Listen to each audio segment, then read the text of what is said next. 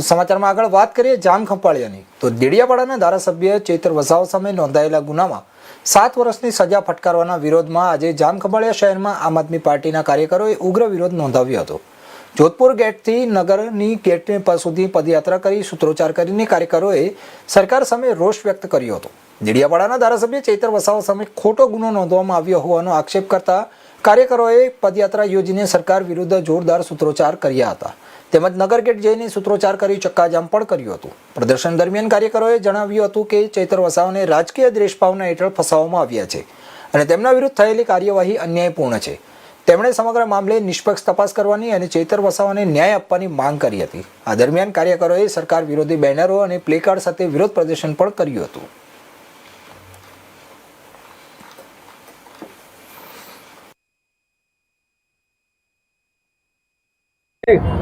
ગુજરાતમાં ભાજપની તાનાશાહી વધી ગઈ છે અને ભાજપ કોંગ્રેસ જે રીતે ભાઈ ભાઈ હોય એ રીતે હંમેશા લોકોના અવાજને જે આમ આદમી પાર્ટી ગુજરાતમાં સ્થાનિક લોકોના અવાજને, ભ્રષ્ટાચારને, બેરોજગારીને, ખેડૂતોના અવાજને લોકશાહી ઢબે જે આમ આદમી પાર્ટી એનો હક અને રજૂઆતોને વાચા આપી રહી છે અને તમામ આમ આદમી પાર્ટીનું મનોબળ, કાર્યકર્તાનું મનોબળ દબાવી દેવા માટે ભાજપ સરકાર દ્વારા અમારા આમ આદમી પાર્ટીના અને આદિવાસી સમાજના તેમજ સમગ્ર ગુજરાતના લોકલાડીના ધારાસભ્ય ચૈતરભાઈ વસાવાને એક નાનકડા કેસમાં જ્યારે આ રીતે 7 વર્ષની સજા ફટકારવામાં આવી છે એની સામે જ જે દેશદ્રોહ અને રાષ્ટ્રદ્રોહના ગુનામાં હાર્દિક પટેલ જેવા જે વિરમગામના ધારાસભ્ય છે એને જ્યારે માફ કરવામાં આવે અને ચૈતરભાઈ જેવા એક નાનકડા કેસમાં આવડી સજા દેવામાં આવે ત્યારે ખરેખર આ ભાજપ સરકાર દ્વારા લોકશાહીને દબાવવા માટે, ગુજરાતના લોકોને અવાજ દબાવવા માટે ચૈતરભાઈને આ રીતે જે સજા કરવામાં આવી છે તેના વિરોધમાં દેવભૂમિ દ્વારકા જિલ્લામાં અને સમગ્ર ગુજરાતમાં આમ આદમી પાર્ટીના કાર્યકર્તા સંગઠનના દરેક વ્યક્તિઓ દ્વારા ચૈતરભાઈને પૂરો ન્યાય અપાવવા માટે અમારી લડત અને આજે પદયાત્રા જોધપુરના નાકાથી નગરના નાકા સુધી યોજવામાં આવી છે અને ભાજપ સરકારને અમે વિનંતી કરી છે કે તમે આ લોકશાહીનું જે હનન કરી રહ્યા છે તે બંધ કરો, લોકોને તેની યોગ્ય પક્ષ સાથેની જે વાચા છે તેને રજૂ કરવા અને લોકશાહીને યોગ્ય મોકો આપો। ચૈતર વસાવા એ શોષિતો, પીડિતો અને પછાતોનો બેબાક અવાજ છે, આદિવાસીના મસીહા છે। આદિવાસી વિસ્તારના જળ, જમીન અને જંગલ માટે સતત પોતે લડતા રહ્યા છે।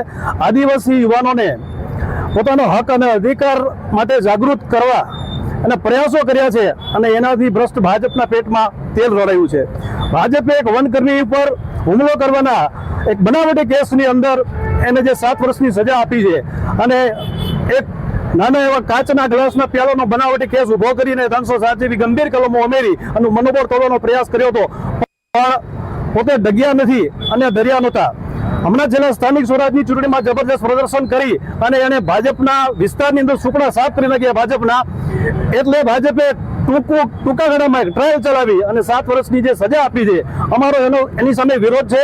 મને એક કરશનદાસ લુહારની નાની પંક્તિ યાદ આવે છે કે દેવડીએ દંડાય છે ચોર મુઠ્ઠી ઝારના અને લખ લૂંટી ખાનારા મહેફિલમાં મંડાય છે। એવો જ ખરેખર ન્યાય ભાજપ સરકાર તોડી રહી છે અને જોવા જેવું તો એ છે કે આ લોકોની તાનાશાહી અને એના પાપની પરાકાષ્ઠા કહી શકાય કે 12 દિવસના છોકરાઓને પણ જેલની અંદર નાખી અને એની પોતાની તમામ જે હદો છે ક્રૂરતાની હદો પાર કરી દીધી છે। આની સામે આપણે જનતા નિવાસીએ ન્યાય માગી છે, ખરેખર સચ્ચાઈ શું છે અને એકદમ નિર્દોષ બનાવટી કેસો ઉભા કરી અને જે વ્યક્તિ બેબાક અવાજ રજૂ કરે છે આદિવાસીનો, પછાતોનો, એને દબાવવાની કોશિશ ક્યારેય ચલાવી લેવામાં નહીં આવે। ભાજપને અમે કહીએ છીએ ભાજપ अब तेरी खैर नहीं, जनता ने बगावत कर ली है और नादान ना समझ बुद्धिहीन को आवाम ने अदावत कर ली है। जय हिंद।